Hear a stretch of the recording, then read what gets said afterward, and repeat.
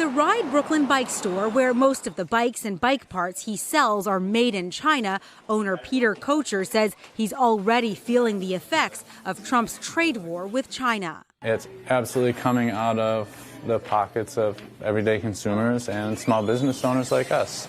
This new round of tariffs is expected to hit U.S. consumers especially hard. According to one estimate, the cost for the average American household, $1,000 a year. It's a 15% import tariff on over $1 billion worth of goods from China.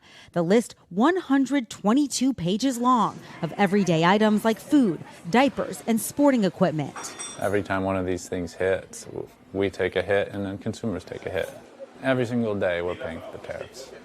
Americans for Free Trade, a coalition of 150 businesses, urging Trump to postpone the tariffs, saying they could represent one of the largest tax increases in American history. No, they're on. They're on. Trump saying on Friday that he's communicating with China. We're going to win the fight. But details are scarce, and businesses have been left with uncertainty. Every day you're wondering where the storm is going to go, where the hurricane is going to hit. How do we plan?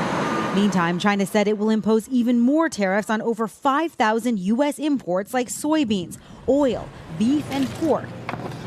And they're reducing their reliance on products that come from the United States, a long game that, at least in the short run, is going to cost American consumers. And Jo Ling Kent joins me now. Jo, when do we expect these tariffs to begin impacting consumers? Well, pretty soon, because we're going into the biggest shopping season of the year. U.S. Customs will begin collecting tariffs tonight. Companies, that means basically they'll be passing down the cost in the coming days, weeks, and months. Hey, NBC News fans, thanks for checking out our YouTube channel. Subscribe by clicking on that button down here, and click on any of the videos over here to watch the latest interviews, show highlights, and digital exclusives. Thanks for watching.